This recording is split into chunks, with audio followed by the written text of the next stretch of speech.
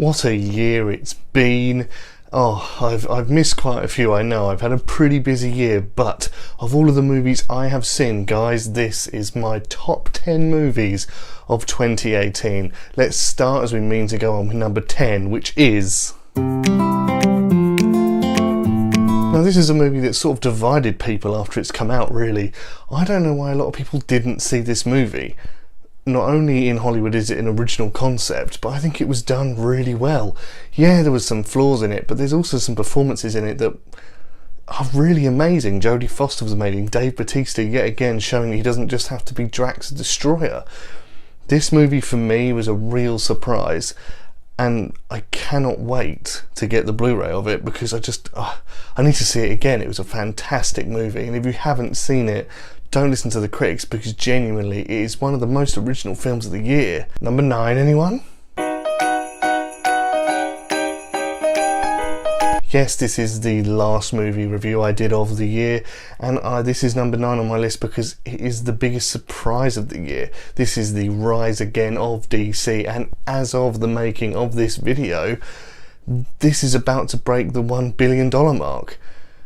It's gonna overtake Justice League. It's doing what it had to do. It's doing what DC needed to do. And as I said in my review, I don't hate DC. They just need to catch up. And finally, I think they will. Let's go, DC, and let's go to number 8.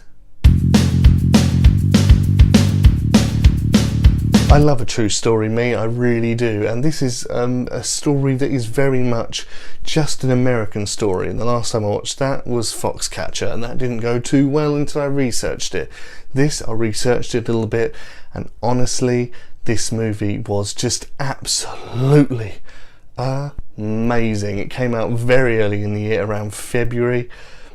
It's an Oscar-winning movie now, and I'm amazed. I actually put down in my review that the Best Supporting Actress should win, and she did. I know, I'm Mystic Meg, I get it. This movie made me give a shit about people prancing around like a penis on ice, but the controversy in Tonya Harding's life and all the performances that went with it, and Margot Robbie and Sebastian Stan, it was just all... it was amazing, honestly. A biopic that you don't really have to know a lot about, but you want to learn more, and that's what I did. That is why it is number 8 on my list. But number 7 is...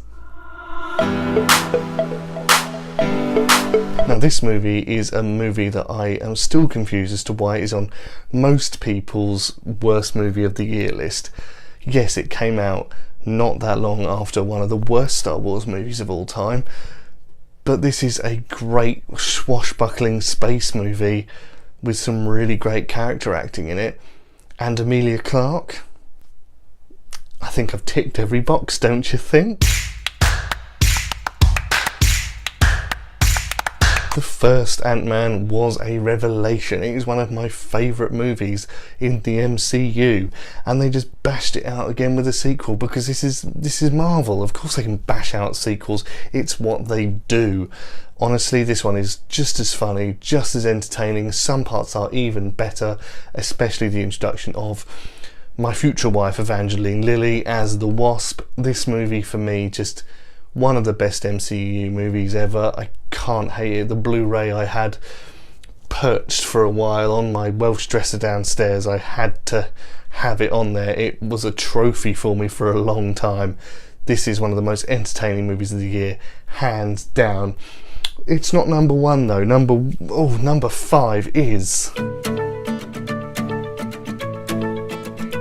Oh, Mamma Mia, Mamma Mia. Queen, one of the bands that I grew up with, one of my favourite bands of all time, and now, just to put another nail into the amazing picture of excellence that this movie is, it has now been labelled as the highest grossing biopic of all time. If that doesn't tell you anything, honestly, there is Oscar-worthy performances in here by Rami Malek as Freddie Mercury himself. Every mannerism, everything was amazing, and of course, that amazing Queen soundtrack.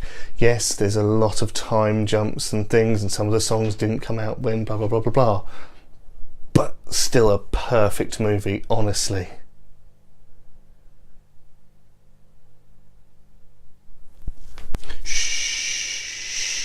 just like Hotel Artemis, this is one of the best original scripts in Hollywood right now. I very much struggle to not see Jim Halpert from one of my favourite TV shows of all time, The Office. And yet John Krasinski's directorial debut is incredible. Got his wife in there as well, the lovely, gorgeous Emily Blunt, a real deaf actress. Everything just worked so well, the tension.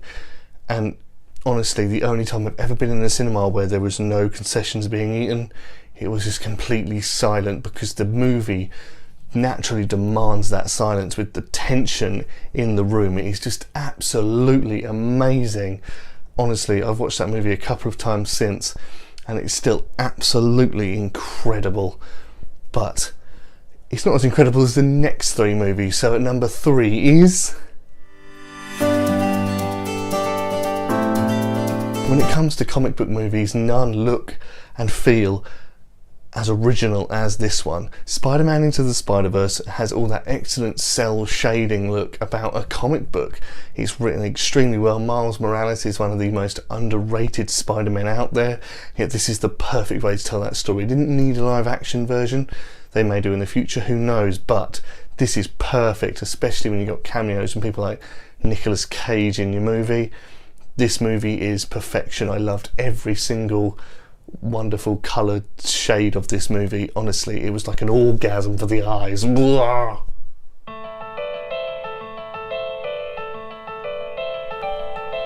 This movie did something that has never happened to me in my 2 years of doing this channel. I got in my car after watching it. I saw it at an early screening. I drove home. I woke up my fiance at 12:30 at night because I was so affected by the movie. Not only is the direction perfect, Bradley Cooper's character for me is one of the most, I can relate to him more than any character I've ever seen in Hollywood. Lady Gaga's performance was amazing. I bought that soundtrack fucking immediately. I cannot wait for the Blu-ray release. Honestly, this movie affected me hard. It just makes you well up. The songs I still love them now, and I saw that movie like a couple of months ago. Honestly, so amazing. It will win Oscars, there is no doubt about it, but it was picked to the post by this movie.